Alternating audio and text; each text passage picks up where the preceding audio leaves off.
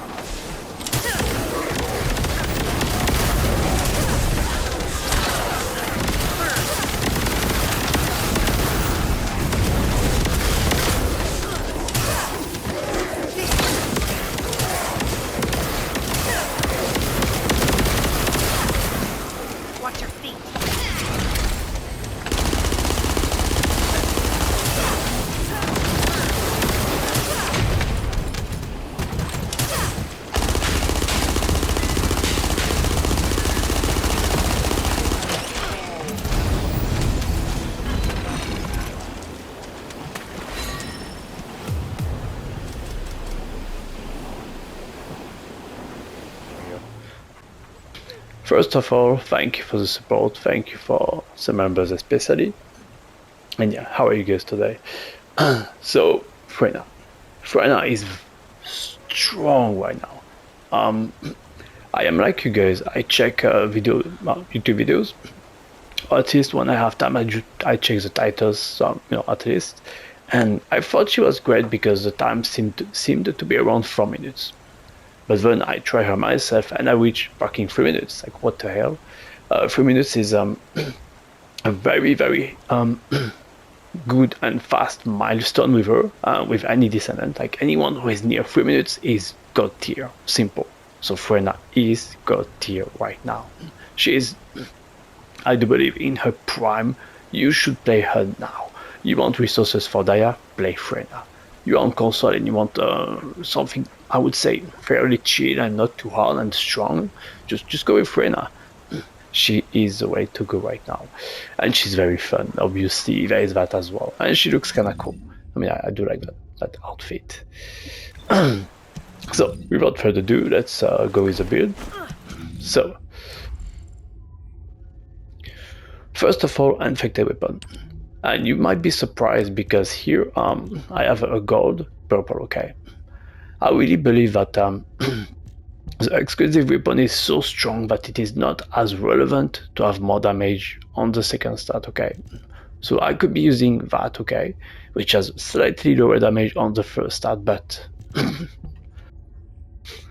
the first stat will affect most of your attacks, number 1 and number 3, which I really think that any extra damage will be used. I really think so. So I think it's the better mod, I really do. So yeah, that's it for the trigger module. Obviously, I am also using infection amplifier. If there is a new mod and you use a Descendant, I think you have to give it a shot.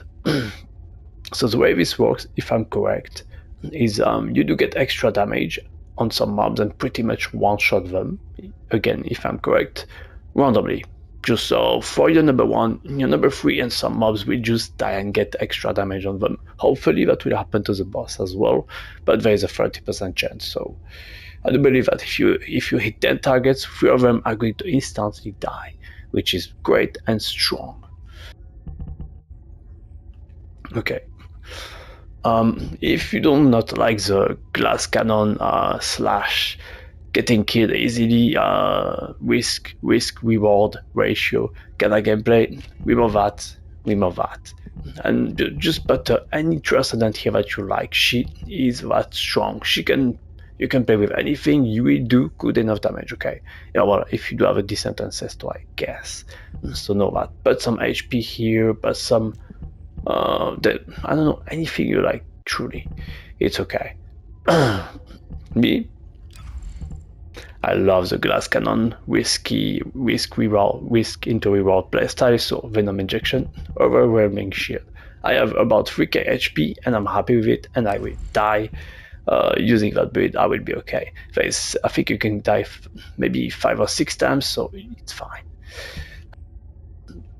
Other than that, well, that's pretty much what you want here. So cooldown is useful. 110, reaching at least 110 cooldown is really great because you get to use power increase and you can have the set. You don't need to put cooldown into your set, and you also do not need to put cooldown into the module right here. You can have power increase instead. So 110 cooldown at least is great. Then tech is really tech is her main source of power. Okay. Having 100 tech is like having 200 toxic, if you want an idea. So very good roll. You want this. If you have even half of that, you are very happy Freyna. Okay, you don't need a mod like that. Then tech amplification, toxic amplification, skill expansion. Yeah, focus on tech, just have a bit of cooldown, and the modifier is very useful for number 1 and number 3, not number 4, however. Nimble fingers, vampy conversion to really be able to spam number 1 and 3 as much as possible, almost. Oh yeah. Here for the Reactor, Freyna is that strong, okay, that you don't even, at least I do not even need more damage here. I went with a very comfortable setup, cost and cooldown. I really think that you can play anything here and you're going to do fine if you have a decent ancestor as I do. She is that strong. Even in co-op, you can play as a 4-man, she will do good too, no problem, even with that Reactor. Well, if you really want the best Reactor, I guess, you might want to go for perhaps, I would say, range and tech, or maybe tech and toxic, or tech and cooldown. For the set, Plague auxiliary power for a raw 43% toxic damage. Some other options have emerged during the past months, such as the hazmat set, but this is actually better still, so just so you know, go with that.